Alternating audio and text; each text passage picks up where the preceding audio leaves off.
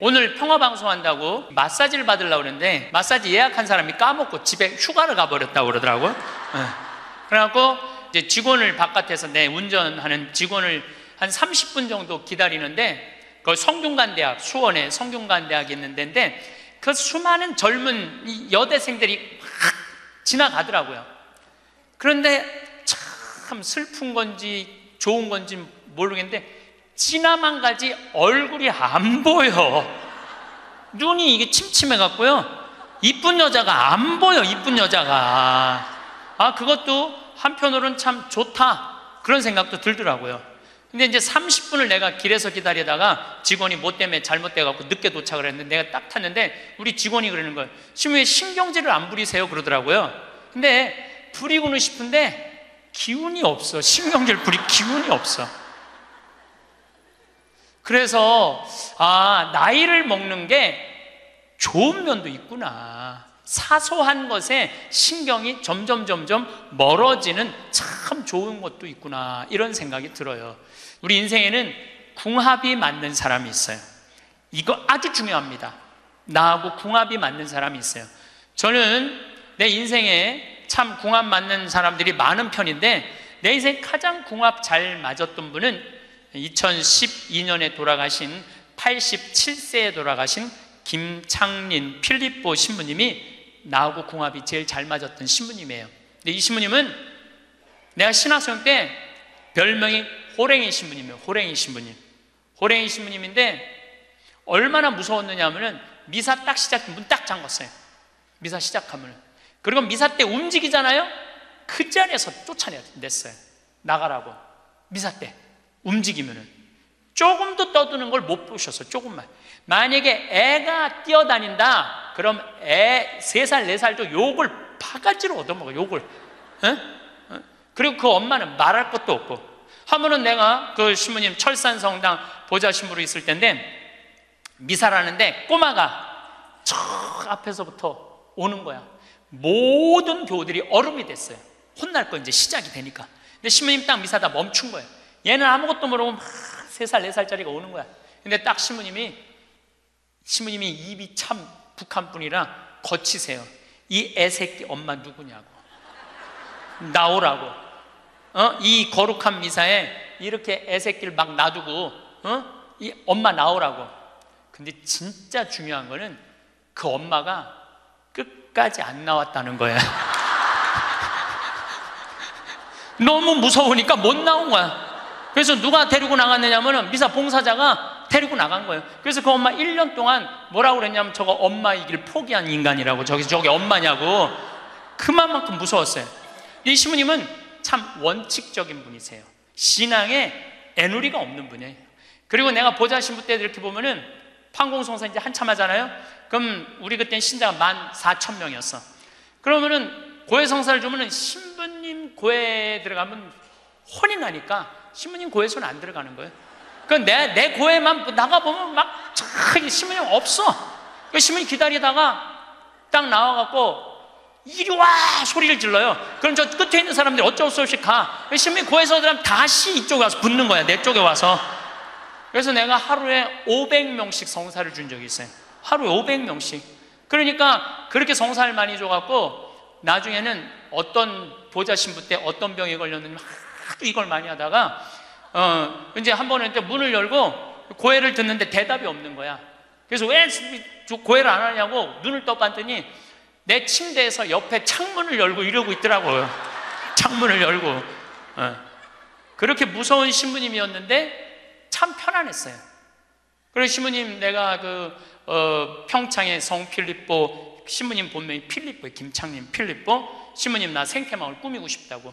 네가 한다면 내가 도와줄게. 그래갖고 신부님이 30억 평생 북한에서 넘어가고 학비 고생을 많이 하고 신학생들 장학금 한다고 신부님 모아둔 거 30억을 내놓으신 거예요. 근데 신부님이 이제 은퇴를 하셨어요. 마지막 11년 동안 내가 모시고 살았어요. 근데 한 번도 서로 큰 소리 얼굴 붉힌 적이 없어요. 그렇게 무서운 신부님인데 한 번도 얼굴을 붉힌 적이 없어요. 신부님하고 뭐 에피소드가 너무 많은데 신부님이 당신 성구가 서로 사랑하라야 내 성구 액자 너한테 줬는데 어디 있느냐고 2년을 괴롭히더라고요. 2년을. 나는 그런 거 본 적 없다. 예. 그냥 이놈 새끼 내가 너한테 성구 줬는데 네가 내 걸 우습게 한다고 욕을 먹었는데 나중에 알고 보니까 신부님 그 철산성당 사무실에 있었던 거야. 예. 근데 내가 그것 때문에 황당한 게 아니야. 서로 사랑하라는 성구를 내가 찾아서 우리 지금 생태마을에 걸어놨는데 참 기가 막혀요. 서로 사랑하라 그러는데 이렇게 그 뒤에 배경 그림이 뭔지 아세요? 호랑이 두 마리가 서로 끌어안고 있는 거야. 한번 생태마을에 오시면 한번 보세요. 하여튼 호랑이. 그런데도 신부님하고 마지막까지 정말로 아버지 아들같이 잘 지냈어요. 근데 이제 신부님이 2월 15일 날 입원하셨는데 뭐 이제 한 3개월 보름 정도 했는데 월요일 날 돌아가실 것 같아서 우리 주교님들 다 모이고 교구청신분들 다 모여갖고 돌아가신다고 그러는데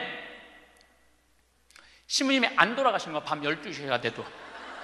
그러니까 뭐 주교님 뭐 황신부 있을 거지, 우리 각계 뭐 교구청의 신부들 우리 각계 다 가고 나만 있는. 돌아가시는 언제 돌아가시나 보는데 새벽 3시까지도 안 돌아가시네.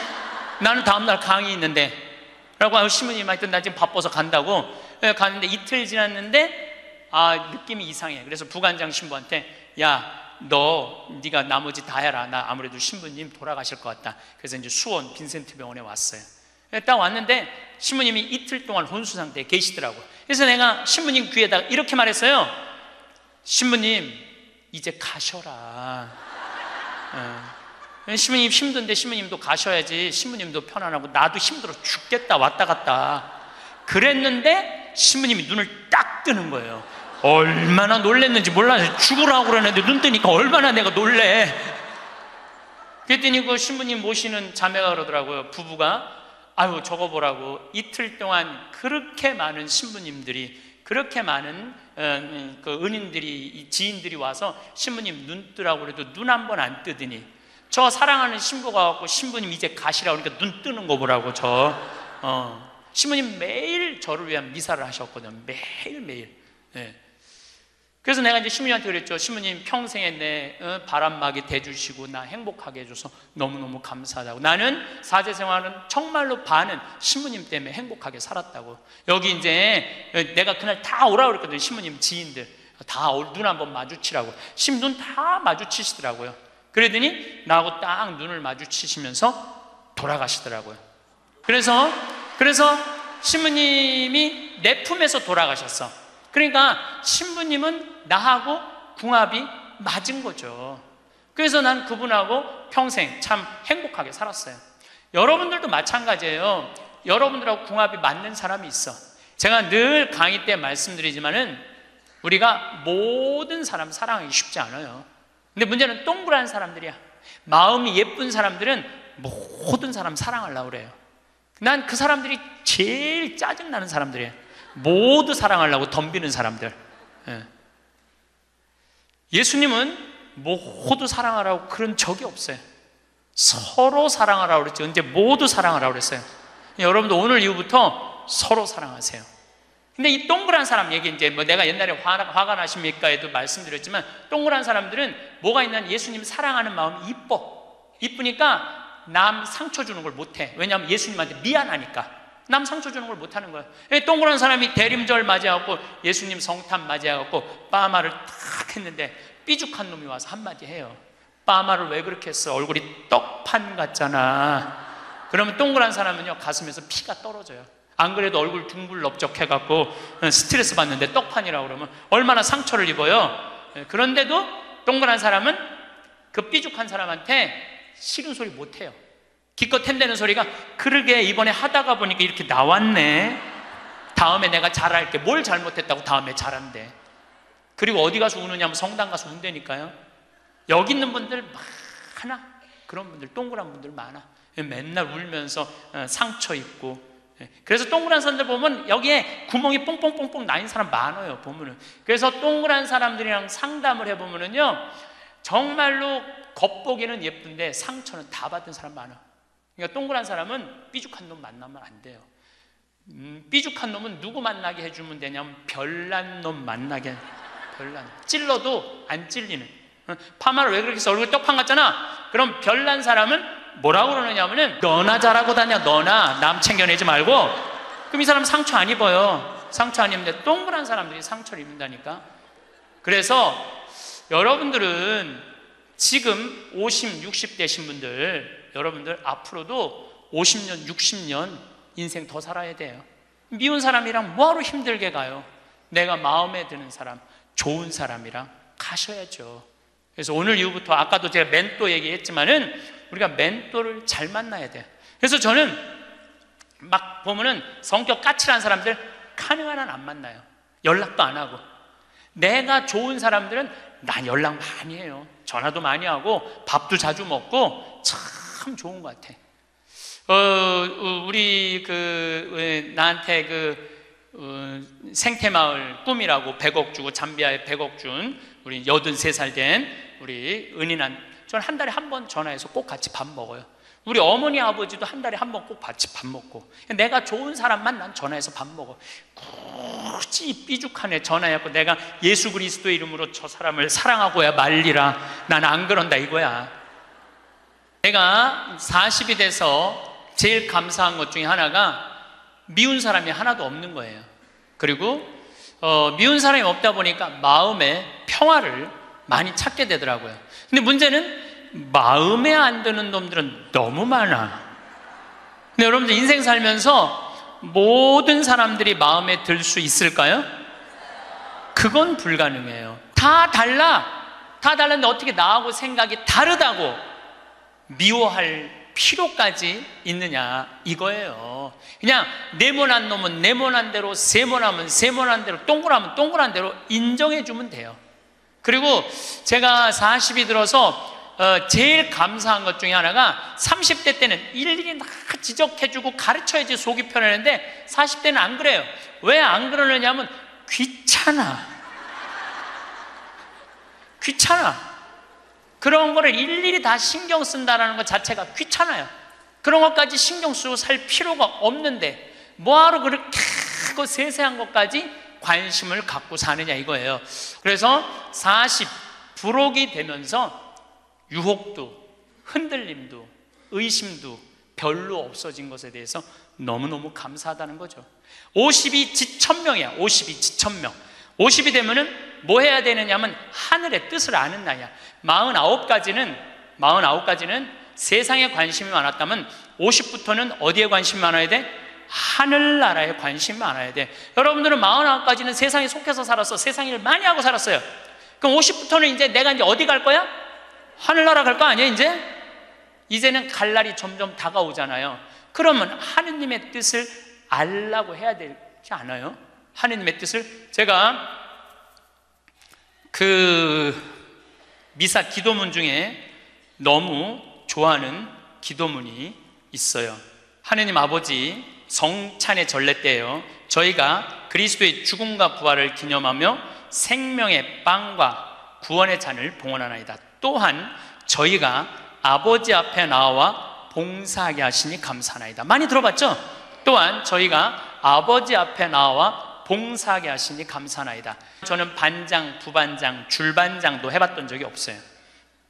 우등상도 타봤던 적이 없어요. 내 평생에 1등이라는 건 한 번도 해본 적이 없어요. 1등이라는 건 한 번도 해본 적이 없어요.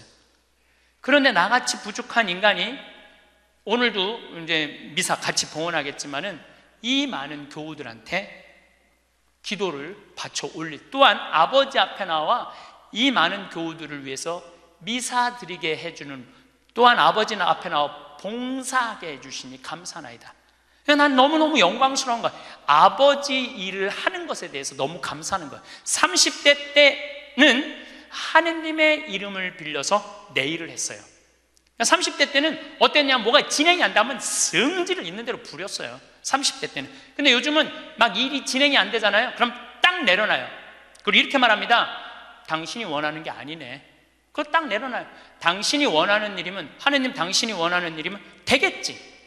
제가 작년에 잠비아에 가갖고 간호대학 수톱된 걸 보고 저 사는 맛 사는 멋 삶겨 한끼 책 파는 거 2억 인세 내놨다고 그랬잖아요.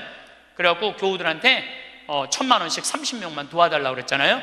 그런데 2월 달에 방송에 나갔는데 4월 마지막 주에 2억 8천이 모인 거야. 2달 만에 2억 8천이. 내가 한번 모금도 나간 적이 없는데 다 전화해서 마지막 토요일에 내가 하느님한테 이렇게 기도했어요. 하느님, 왜 2천만 원이 비냐고. 진짜 그렇게 기도했어요. 진짜. 아니 내가 2억을 내놨으면 당신 3억 내놔야 될 거 아니냐고 그렇게 기도를 했는데, 그날 저녁에 종도도 다른 할머니가 나한테 전화했어요. 신부님, 당신이 기도를 하는 중에 내가 돈이 필요할 것 같아갖고 2천만 원 보냈다는 거예요. 2천만 원. 나는 기쁘지 않았어요. 기쁘지 않았어. 왜 기쁘지 않았냐면 너무 놀랐어요. 하느님이 다 듣고, 하느님 왜 2천만 원이 비냐고 그랬더니 그 저녁에 2천만 원을 채워주셨으니, 여러분들 기쁠 것 같아요? 무서울 것 같아요? 무섭죠. 와. 그래서 예수님이 너희들 많은 말 하지 말아라. 아버지가 너희가 필요한 것을 다 알고 계신다. 그래서 내가 기도를 안 한다니까요. 내가 기도를 안 해요. 내가 잠비아에 농업대학 세울까? 그랬더니 100억 갖다 줬잖아요. 그래갖고 농업대학 부지가 필요한데 그랬더니 1000만 평 대통령이 줬잖아요. 어떻게 기도를 해? 생각만 해도 하느님이 이렇게 쏟아주는데 기도까지 해주면 나는 죽어. 이거 기도까지.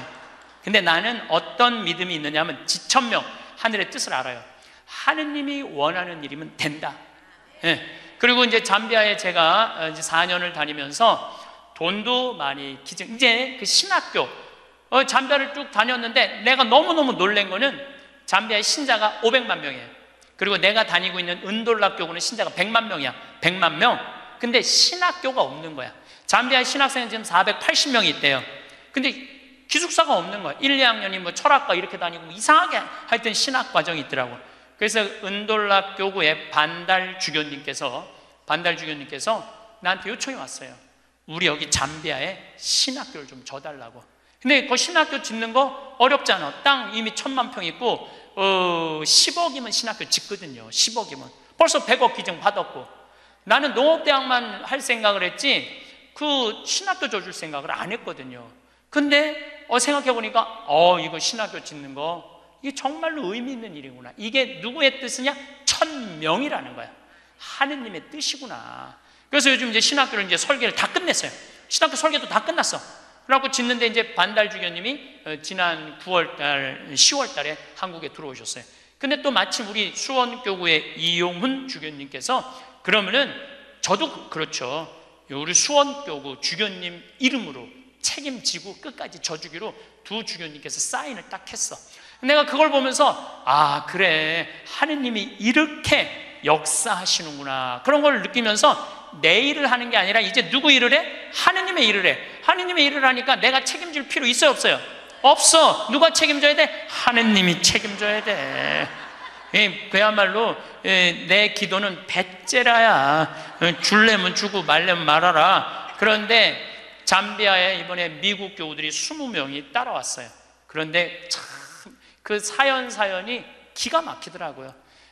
딸이 수의학과 다니다가 교통사고로 죽은 거야. 보나라는 아이인데 24살인가 6살에. 근데 그 딸 생일날 잠비아에서 보나 샘이라고 샘을 판 거예요. 근데 그분들이 그 주교님을 만나더니 우리도 잠비아에 신학교 짓는데 자기네들이 가능한 한 100만 달러 다 모아보겠다는 거예요. 이게 그러니까 내가 그런 일을 저지르는 게 아니라 하느님이 알아서 하는 거야. 나는 뭐만 해? 심부름만 하는 거야. 또한 아버지 앞에 나와 봉사하게 하시니 감사하나이다. 여러분들 여기 50대신 분들, 50 넘으신 분들 아직도 세상 것에 연연하고 매달린다면 언제 1000명 하늘의 뜻을 알 거예요. 이제 이 세상 돌아가는 삼라만상 이치 다 알 나이 아니에요? 50이 되면은. 그렇다면은 내가 이 세상에서 하나라도 더 가지고 끝나는 게 아니고 이 세상에서 하느님 보시기 좋은 일을 하고 가는 게 중요하다는 거예요. 욕심을 버리시면은요, 여러분들 마음 안에 기쁨이 있어. 그래서 여러분들도 하느님 아버지, 내가 구역장으로 봉사하게 하시니 감사하나이다. 하느님 아버지, 내가 성모회장으로 봉사하게 하시니 감사하나이다.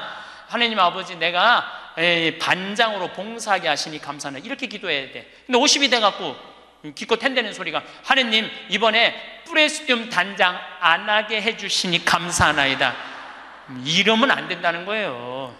62순이라고 해. 62순. 이순이라는 건 뭐냐면 60이 되면 귀가 편안해야 되는 나이예요. 60. 화가 나지 말아야 돼. 누가 내 욕을 해도 화가 나지 말아야 돼. 근데 60 된 분들 막 누가 내 욕을 해. 그럼 뭐라 그래? 나를 내가 산전수전 다 겪었는데 날 뭘로 보고 내 욕을 해? 내가 이놈을 뻔때를 보여주리라. 이때부터는 나이를 헛먹는 거예요. 누가 내 욕을 해도 화가 나지 말아야 돼. 내 커피숍 하는 친구가 있어. 이 친구가 해준 얘기예요. 무슨 얘기냐면은 1시에 자기 커피숍에 60 먹은 아줌마 10명이 들어오더래요. 그래갖고 야, 커피 한 잔이 6,000원, 7,000원이니까 한 7만 원 버나 보다. 근데 아줌마들이 딱 들어와서 한다는 소리가 우리가 지금 대모임을 해갖고 밥을 많이 먹어갖고 패가 불러서 3잔만 시키겠다고. 3잔만 시키겠다고. 3잔만 시키더래요. 10명이 상 3개 딱 차려 해갖고. 그랬더니 요즘 리필이 다 되잖아요. 한참 먹더니 또 있더니 와서 리필해달라고 그러더래. 리필. 또 그 큰 컵에다 리필을 다 해준 거야. 그랬더니 다시 오더니 그러더래요. 이거 우리 귀양 리필해준 거 우리 나눠 먹게 잔 좀 더 달라고. 그래갖고 1시부터 3시까지 10명이 3잔 시켜서 온갖 수다 그냥 다 박장대소 하고 막 깔깔거리면서 3잔 값을 내고 나가더래요.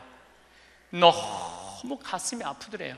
왜냐하면은 전기세도 있고 자리세도 있고 월세도 내야 되는데 저 아줌마들 10명이 들어와서 3잔만 시켜서 먹고 나가 얼마나 가슴이 아픈지 몰라요.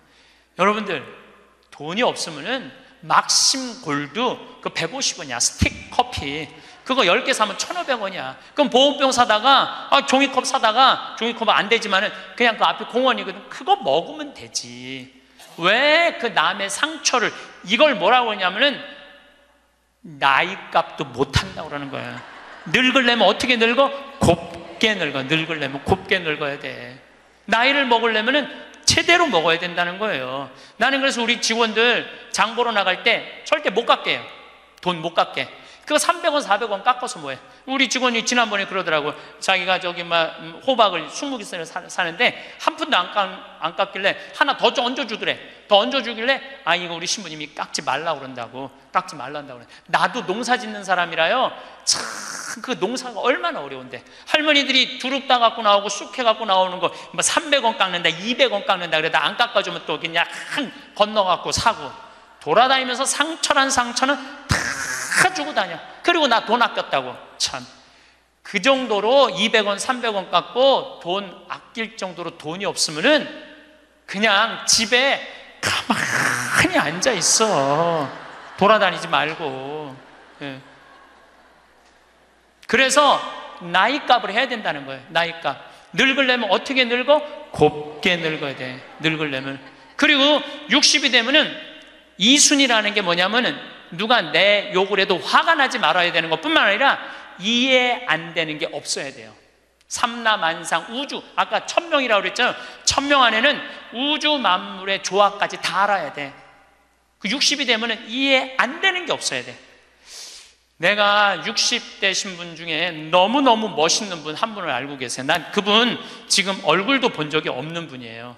얼굴도 본 적이 없는데 이분이 얼마나 멋있느냐 하면은 성모회장이래. 어느 성당에. 근데 내 후배 신부 중에 하나가 5년 전에 옷을 벗었어요. 신학교 때 내가 굉장히 예뻐했던 아이인데 자기 기쁘지 않대.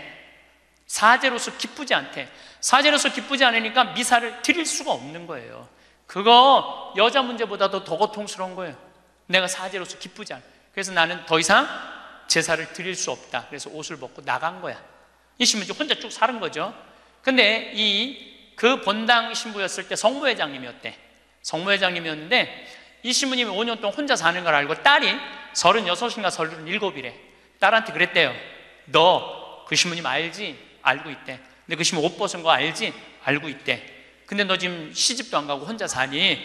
이렇게 허송 세월 보내지 말고 신부님 외롭고 힘든데 너 신부님한테 시집이나 가서 밥도 해주고 빨래도 해주고 의지가지 하면 어떻겠느냐? 그 성모회장님이 남편도 설득했대. 당신 저 본당 신부님 있을 때 저런 사이 하나 있으면 좋겠다고 그러지 않았느냐고. 저 사이 사보면 되지 않겠느냐고 남편도 설득하고 남편도 좋다고 그랬대. 그래갖고 이번 3월 신부님한테 찾아간 거야. 내 딸 줄 테니까 신부님 혼자 외롭게 살지 말고 내 딸 이제 데리고 같이 살았으면 좋겠다고. 그래서 이번 3월 달에 결혼을 시킨 거야. 60이 되려면 그 정도는 돼야지. 60이 되려면 그 정도는 돼야지. 신부님도 옷 벗고 나가면 내가 저 신부님 더럽다고, 저 신부님 저럴 수 있느냐고, 내가 그렇게 안 봤는데 욕이나 하고 돌이나 던지고, 그건 나이를 헛먹는 거예요. 그 신부는 얼마나 힘들었겠어, 인생 살면서. 자기 맞지도 않는 옷 입고, 이러지도 못하고 저러지도 못하고, 부모님 상처 줄까 봐 옷도 못 벗고, 얼마나 힘들겠어. 그 정도 이해는 돼야지. 60이 돼갖고 옷 벗고 나가면 나는 이해가 안 되네. 저 신부님 왜 옷을 벗고 나갔을까? 그래서 60이라는 건요, 정말 아름답기 시작한 나이예요. 저는 60된 여자친구들이 많아요, 진짜로. 근데 60된 분들하고 이렇게 대하면 참 편안해요. 30대 40대 이 여자들은 불편해. 불편해. 근데 60만 되면은 아주 편안해. 그리고 60이라고 얼굴이 못생긴 것도 아니야. 이뻐 다.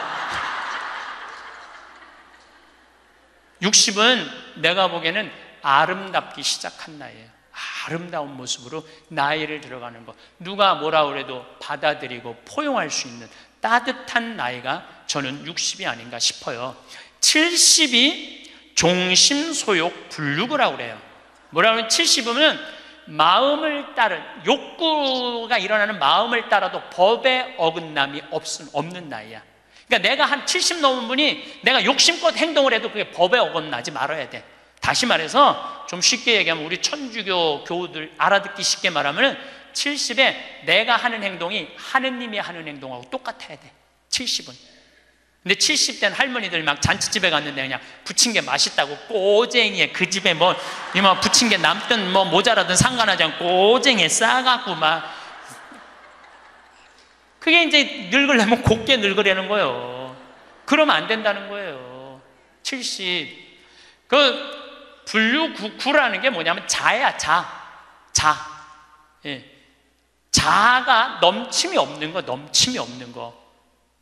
우리 요셉 성인을 의인이라고 그러죠. 왜 의인이라고 그러는지 아세요? 목수들은 자가 생명이에요. 그래서 길이가 정확해야 돼. 그래서 목수들은 재판할 때도 누구를 불러냐? 목수를 불러요. 목수를 불러갖고 이 사람이 정확하게 계산한 거냐? 누가 다 계산해줘? 목수들이 계산해줘서 그 의인이야, 의인. 그러니까 어긋남이 없는 거야, 어긋남이. 70이 되면은. 근데 70이 됐는데도 불구하고 욕심을 부리고. 난 70된 할머니들 싸우는 거 많이 봤어요. 우리 생태마을에 노인대학이 많이 오거든요. 그리고 우리 이제 항아리가 거의 1000개 정도 돼요. 항아리가 1000개 정도 되는데, 항아리는 열어보면 안 돼요. 그러니까 이제 노인 할머니 한 분이, 내가 들은 얘기야, 할머니 한 분이 와갖고 그 문을 이렇게 걸어두거든요. 근데 문을 열고 들어가더래, 그 항아리 있는 대로. 그래서 봉사자가, 할머니 거기 들어가시면 안 돼요, 들은 척도 안 하고 들어가더래, 거기를. 그러더니 이제 항아리를 하나하나 보더래. 그래서 할머니 그 항아리 열어보면 안 돼, 들은 척도 안 하고 항아리를, 고무 밴드를 벗기더래. 할머니 그 찍어 먹으면 안 돼, 들은 척도 안 하고 찍어. 그 항아리 하나 200만 원인데, 300만 원인데, 그거 하나 거기에 구데기 생기면 누가 책임질 건데. 예. 그래서 우리가 나이를 먹어가면 먹어갈수록 상식이 가득 차야 돼요. 나이가 먹을수록 어린아이가 돼가는 경우가 참 많아요. 근데 공자님이 73살까지 살다가 죽었어. 무슨 얘기냐면은 천지가 80이 넘게 사는데 70까지만 얘기를 하고 죽은 거야, 공자님이. 80은 어떻게 살으라고. 그래서 내가 80을 내가 생각을 해봤어요. 80은 뭐 해야 되는 나이냐면은 생생지심의 나이예요. 생생지심이라는 게 뭐냐면은 생명을 사랑하는 나이야. 80은 생명을 사랑하는 나이. 80까지 살면은 여러분들 감사하지 않아요? 감사하죠? 저는 46세 위암 수술을 하고 매년 가을마다 단풍 구경을 가요. 매년 셋째 주 월요일 날 우리 부관장 출신 신부들하고 단풍 구경을 가는데 너무너무 아름답더라고. 그때 내 기도문이 뭐냐면, 하느님, 올해도 단풍을 보게 해주셔서 감사합니다. 이렇게 아름다운 단풍을 보게 해주셔서 감사합니다. 근데 80이 된 분들은 단풍을 몇 번을 보는 거야? 80번을 보는 거 아니에요. 얼마나 감사해. 근데 80 먹은 할머니들 뭐 다리도 아프고 허리도 아프고 뭐 귀찮지. 근데 이렇게 말해요. 아, 늙으면 죽어야 돼. 사는 게 귀찮아. 사는 게 재미가 하나도 없어. 내가 인생 살아보니까 믿을 놈 한 놈도 없어. 머리 검은 짐승한테는 잘해주는 게 아니야. 80 먹은 할머니가 이렇게 부정적인 얘기를 하면은요, 이 할머니는 인생을 실패한 할머니예요. 실패한 거 아니에요? 생명을 사랑하는 나이. 오늘도 이렇게 하루를 나한테 선물로 주신 하느님한테 감사하다고. 진달래를 보면 이번에도 한 번 더 이 아름다운 진달래를 보게 해주셔서 감사하다고. 단풍을 보면 이 아름다운 단풍을 한 번 더 보게 해주셔서 감사하다고. 살아있음에 대해서 감사하고,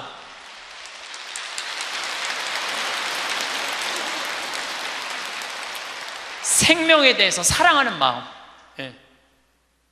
저는 우리 요즘 대리임 때 우리 직원들 마니또를 해요. 작년에 느닷없이 마니또를 하자고 그러더라고요. 그래서 이제 쭉 뽑았어. 우리 직원이 40명인데 나는 이제 60 먹은 형제가 뽑혔어요.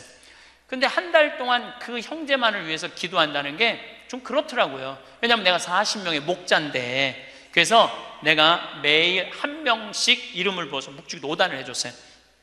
나는 어떤 신념이 있느냐면, 하루에 묵주기도 기도 5단 이상 하면 안 된다는 신념이 있어요. 5단도 힘들어 죽겠는데 막 20단 30단 하는 사람들 보면은 놀라워. 뭐 한다고 20단 30단씩이나 해. 하루에 5단 이상 하면 안 된다는 신념이 있어요. 그런데 날짜는 30일인데 직원은 40명이잖아요. 그러니까 5단은 무조건 선물로 줘야 될 거 아니야. 하루에 10단을 하게 되더라고요. 그런데 하루가 너무 충만한 거야. 막 10단을 하니까 더 충만한 거야. 이거 봐라. 남을 위해서 기도하는 게 참 좋으네. 너무 좋더라고, 기도하는 게. 1월 달에 딱 되고 나는데 우리 어머니 아버지 막내 세연이라고 이제 증손녀가 태어났는데 23명이야. 매일 한 명씩 묵주기도 5단을 했어요. 2월 달에는 내가 이제까지 살아오면서 나하고 사이 좋았는데 죽은 사람들 위해서 묵주기도 5단. 여러분들 여기 화랑에 작년 12월 14일 날 내 친구 신부 김순겸 사도 요한 신부가 모잠비크에서 선교사 하다가 죽었어, 교통사고로. 근데 그 신부가 그림 그린 거 여기 지금 전시해요.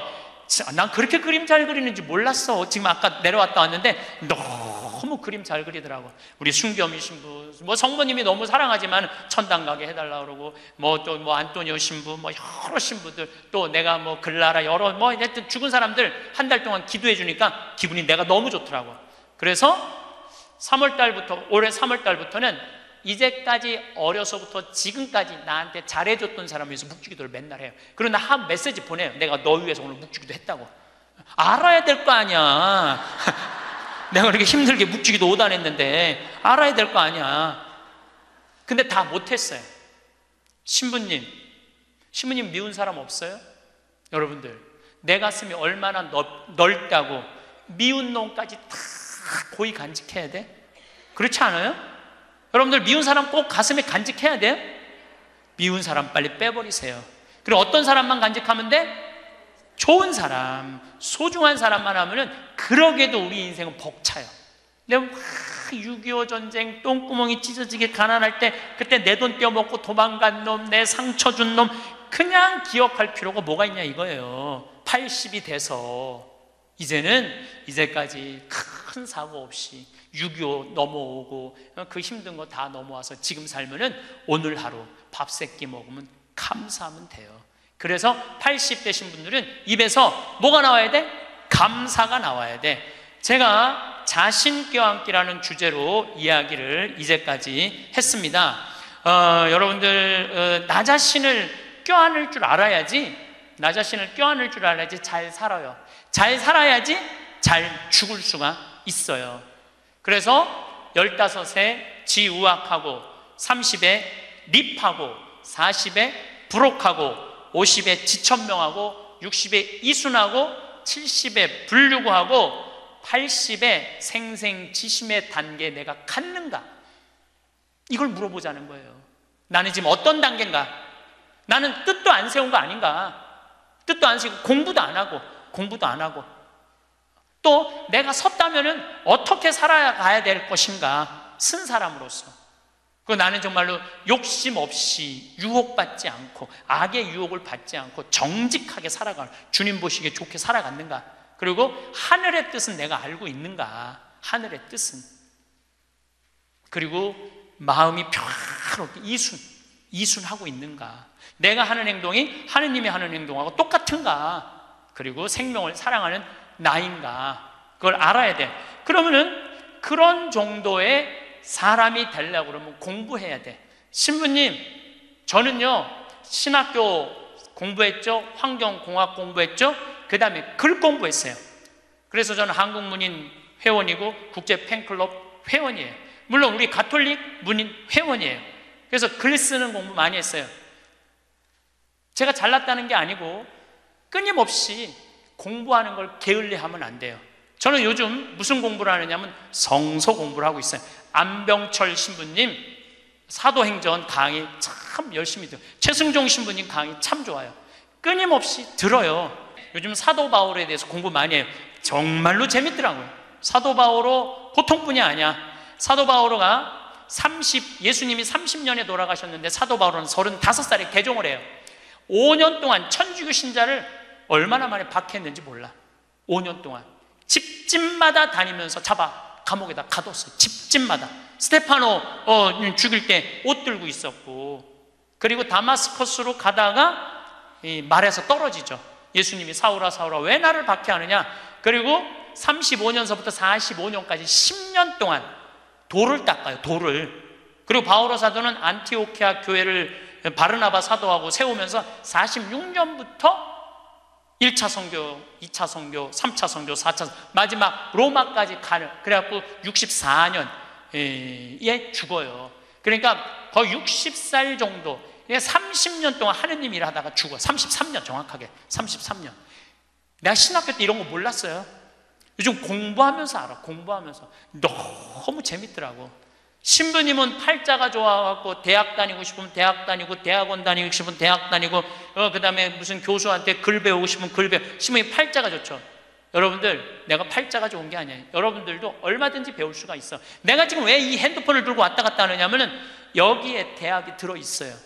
여기 유튜브를 통해서 모든 교수들 강의를 다 들을 수 있어요. 주옥 같은 강의가 다 들어있어요. 역사를 배우고 싶으면 역사를 치면 나오고, 철학을 배우고 싶으면 철학을 나오고, 성서를 치면 성서가 나오고, 그냥 너무너무 많아. 여기 이 휴대폰에 이거 맨날 메시지하고 전화 받는 걸로 하지 말고, 신부님 이거 어떻게 찾아요? 손자들한테 해달라고 그래. 손자들한테 이렇게 얘기하세요. 그게 손자들 교육이에요. 얘야, 나 소크라테스 변론이라는 거 듣고 싶은데, 변론이라는 걸 듣고 싶은데 이거 좀 내가 누르면 바로 나오게 해줘라. 그럼 걔 그거 찾아서 걔도 공부해. 맨날 게임만 하다가 할머니가 이거 좀 깔아달라고 그러면 걔 기가 막히게 깔아줘요. 누르면 나와. 누르면. 결국은 내가 서야 돼. 내가 깨우쳐야 돼. 배우고 익히니 이 또한 기쁘지 아니한가? 라는 우리 공자님 말씀대로 저는 여러분들이 공부했으면 좋겠어요. 공부를 하면은요, 소크라테스 말씀처럼 지식은 덕으로 가고 덕은 곧 행복으로 이어진다는 거예요. 그래서 우리 교우들 열심히 공부하셔서 조금 더 성숙한 사람으로 변화돼 나갔으면 좋겠어요. 이 인생을 살아오면서 우리는 수많은 사람들과 만나고 헤어집니다. 어린 시절에는 모든 사람과 친하게 지내야 한다고 생각했습니다. 누군가가 나를 좋아하지 않으면 무엇인가 잘못되었다고 여겼고 모든 사람의 마음을 얻으려 애썼습니다. 하지만 세월이 흐르며 깨닫게 됩니다. 모든 사람과 좋은 관계를 맺는다는 것은 불가능할 뿐 아니라 때로는 자신을 잃어버리는 일이라는 것을 말입니다. 사람마다 성격이 다르고 가치관이 다르며 살아온 배경이 다릅니다. 어떤 이는 조용하고 신중한 성격을 좋아하고 어떤 이는 활발하고 적극적인 모습을 선호합니다. 세상에는 다양한 사람들이 존재하고 그들 모두와 깊은 유대감을 나누는 것은 현실적으로 어려운 일입니다. 이것은 나의 부족함이 아니라 자연스러운 현상입니다. 물이 위에서 아래로 흐르듯 사람과 사람 사이의 친밀감도 자연스럽게 형성되는 것입니다. 이런 깨달음은 처음에는 서운함을 가져다 줍니다. 왜 모든 사람이 나를 이해해주지 못할까 하는 아쉬움이 밀려옵니다. 하지만 시간이 지나면서 이것이 오히려 자유로움을 준다는 것을 알게 됩니다. 모든 사람의 기준에 맞춰 살려고 노력하지 않아도 된다는 해방감을 느끼게 되는 것입니다. 진정한 나 자신의 모습으로 살아갈 수 있는 용기를 얻게 됩니다. 진정한 지혜는 모든 사람과 관계를 맺으려 하는 것이 아니라 나와 진심으로 통하는 사람들을 알아보고 그들과의 관계에 마음을 쏟는 것입니다. 마치 정원사가 모든 꽃을 다 기르려 하지 않고 자신의 토양과 기후에 맞는 꽃들을 선택해 정성껏 가꾸는 것과 같습니다. 좋은 관계란 억지로 만들어지는 것이 아닙니다. 서로의 마음이 자연스럽게 통하고 함께 있을 때 편안함을 느끼며 서로를 있는 그대로 받아들일 수 있는 관계입니다. 이런 관계는 많지 않아도 됩니다. 진심으로 나를 이해해주는 몇 사람과의 깊은 우정이 수십 명의 얕은 인맥보다 훨씬 소중하고 의미 있습니다. 우리에게는 한정된 시간과 에너지가 있습니다. 모든 사람을 만족시키려 애쓰다 보면 정작 소중한 사람들과의 시간을 놓치게 됩니다. 나와 마음이 통하는 사람들과 깊이 있는 대화를 나누고 진정한 정을 나누는 것이 삶을 더욱 풍요롭게 만듭니다. 이것이 바로 관계에서의 선택과 집중입니다. 진정한 친구는 내가 무엇인가를 해주기를 기대하지 않습니다. 그저 함께 있는 것만으로도 서로에게 위안이 되고 힘이 됩니다. 말을 하지 않아도 서로의 마음을 알 수 있고 작은 몸짓 하나에도 깊은 의미를 담을 수 있습니다. 이런 관계는 인생의 가장 큰 보물입니다. 돈으로 살 수도 없고 억지로 만들어낼 수도 없는 귀한 선물입니다. 살다 보면 나를 불편하게 하거나 상처를 주는 사람들을 만나게 됩니다. 때로는 이해할 수 없는 행동으로 마음을 아프게 하고 때로는 악의적인 말과 행동으로 깊은 상처를 남기기도 합니다. 이런 경험을 하고 나면 그 사람에 대한 미운 감정이 마음속에 자리 잡게 됩니다. 처음에는 당연한 감정이라고 여기며 그 감정에 빠져들기도 합니다. 하지만 미움이라는 감정은 참으로 이상합니다. 미워하는 그 사람에게는 아무런 해를 끼치지 못하면서 정작 미워하는 나 자신만 괴롭게 만듭니다. 미움은 마음속에 독을 품고 있으면서 상대방이 그 독을 마시기를 기대하는 것과 같습니다. 결국 그 독은 나 자신의 영혼을 병들게 할 뿐입니다. 미움을 품고 살아가는 것은 무거운 돌을 등에 지고 산을 오르는 것과 같습니다. 그 무게 때문에 발걸음은 무겁고 앞으로 나아가기 어렵습니다. 미운 감정에 사로잡혀 있으면 좋은 일이 일어나도 제대로 기뻐할 수 없고 아름다운 풍경을 봐도 마음 깊이 감동할 수 없습니다. 미움은 우리의 감정을 둔하게 만들고 삶의 기쁨을 앗아갑니다. 미움을 내려놓는다는 것은 그 사람의 잘못을 용인한다는 뜻이 아닙니다. 또한 그 사람과 다시 가까워져야 한다는 뜻도 아닙니다. 단지 그 사람 때문에 내 마음이 더 이상 어두워지지 않도록 하는 것입니다. 미움을 내려놓는 것은 상대방을 위한 것이 아니라 바로 나 자신을 위한 일입니다. 미움의 사슬에서 벗어나 자유로워지는 것은 우리 자신에게 주는 가장 큰 선물입니다. 모든 관계의 출발점은 나 자신과의 관계입니다. 자신을 받아들이지 못하고 끊임없이 자신을 탓하고 비판하는 사람은 다른 사람과도 건강한 관계를 맺기 어렵습니다. 자신에게 엄격한 잣대를 들이대는 사람은 무의식 중에 다른 사람에게도 같은 잣대를 적용하게 됩니다. 자기 수용이란 자신의 모든 부분을 무조건 좋다고 여기는 것이 아닙니다. 자신의 장점도 단점도 있는 그대로 인정하고 받아들이는 것입니다. 완벽하지 않은 나 자신을 껴안을 수 있는 마음을 갖는 것입니다. 마치 어머니가 아이의 모든 면을 사랑하듯 자신에게도 그런 따뜻한 마음을 보내는 것입니다. 우리는 흔히 자신의 부족한 점만 보며 자책합니다. 다른 사람과 비교하며 내가 못나다고 생각하고 더 나은 사람이 되어야 한다고 자신을 몰아세웁니다. 하지만 이런 마음가짐으로는 진정한 행복을 찾기 어렵습니다. 자신을 사랑하지 못하는 사람이 어떻게 다른 사람을 진심으로 사랑할 수 있을까요? 자기 수용의 첫걸음은 자신에 대한 내적 대화를 바꾸는 것입니다. 자신을 비난하는 목소리 대신 격려하고 위로하는 목소리를 내는 것입니다. 실수했을 때도 자신을 용서하고 다시 일어설 수 있다고 믿어주는 것입니다. 이런 자기 사랑이 바탕이 되어야 다른 사람도 진정으로 사랑할 수 있습니다. 자신을 받아들이고 사랑할 줄 아는 사람은 다른 사람과의 관계에서도 여유로움을 갖게 됩니다. 상대방이 나를 인정해주지 않아도 크게 상처받지 않고 비판을 들어도 그것을 건설적으로 받아들일 수 있습니다. 자신의 가치를 스스로 알고 있기 때문에 다른 사람의 평가에 일희일비하지 않습니다. 이런 내적 안정감은 관계에서 큰 힘이 됩니다. 상대방을 내 기준에 맞추려 하지 않고 있는 그대로 받아들일 수 있게 됩니다. 상대방의 단점을 고치려 하거나 내 방식대로 살라고 강요하지 않습니다. 각자의 다름을 인정하고 존중할 수 있게 됩니다.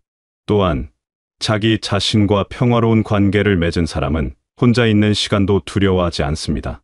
고독을 외로움으로 여기지 않고 자신과 깊이 만나는 소중한 시간으로 받아들입니다. 이런 마음의 여유가 있어야 다른 사람과 함께 있을 때도 진정으로 그 시간을 즐길 수 있습니다. 내적 평화는 하루아침에 얻어지는 것이 아닙니다. 매일매일 자신과의 관계를 돌보고 마음의 정원을 가꾸는 노력이 필요합니다. 분노나 슬픔이 일어날 때 그것을 있는 그대로 바라보고 받아들이는 연습을 하는 것입니다. 감정에 휩쓸리지 않고 한 걸음 떨어져서 관찰할 수 있는 마음의 공간을 만드는 것입니다. 이렇게 자신을 사랑하고 좋은 사람들과의 관계에 집중하며 이음을 내려놓고 살아가는 것은 단순히 편안함을 추구하는 것이 아닙니다. 이것은 삶을 더욱 의미 있고 풍성하게 만드는 지혜의 실천입니다. 진정한 관계는 서로를 성장시킵니다. 좋은 친구와 함께 있으면 나도 모르게 더 좋은 사람이 되고 싶어집니다. 서로의 꿈을 응원하고 어려울 때 격려해주며 기쁨을 함께 나눕니다. 이런 관계 속에서 우리는 혼자서는 경험할 수 없는 깊은 행복과 만족을 느끼게 됩니다. 또한 미움을 내려놓고 자신을 사랑하는 마음으로 살아가면 세상을 보는 눈도 달라집니다. 작은 일상의 순간들도 더욱 소중하게 느껴지고 자연의 아름다움에도 더 깊이 감동하게 됩니다. 마음이 평화로우면 삶의 모든 영역에서 더 많은 기쁨과 감사를 발견할 수 있습니다. 무엇보다 이런 삶의 자세는 주변 사람들에게도 좋은 영향을 미칩니다. 자신을 사랑하고 내적 평화를 가진 사람 곁에 있으면 다른 사람들도 편안함을 느끼게 됩니다. 그 사람의 따뜻함과 여유로움이 주변으로 퍼져나가 더 많은 사람들이 행복해집니다. 이 인생은 완벽해질 필요가 없습니다. 모든 사람에게 사랑받을 필요도 없고 모든 관계가 원만할 필요도 없습니다. 중요한 것은 자신만의 방식으로 진정성 있게 살아가는 것입니다. 나와 마음이 통하는 소중한 사람들과 깊은 유대감을 나누고 자신의 마음 속 평화를 지켜나가는 것입니다. 지금까지 살아오신 모든 순간들이 지금의 당신을 만들었습니다. 그 과정에서 겪었던 모든 경험들, 기쁨도 슬픔도 모두 의미가 있었습니다. 실패라고 생각했던 순간들도 결국 더 큰 지혜를 가져다 주었고 아픔의 시간들도 더 깊은 공감 능력을 키워주었습니다. 이제는 그 모든 경험을 바탕으로 더욱 지혜롭고 평화로운 삶을 살아가시기 바랍니다. 이 인생의 후반부는 쌓아 올린 것들을 내려놓는 시간입니다. 불필요한 짐들을 정리하고 진정 소중한 것들만 남겨두는 시간입니다. 그동안 얽매여 있던 남들의 시선이나 사회적 기대감에서 벗어나 오롯이 자신만의 방식으로 살아갈 수 있는 자유로운 시간입니다. 이런 자유로움 속에서 진정한 자신의 모습을 발견하고 더 깊은 행복을 맛볼 수 있습니다.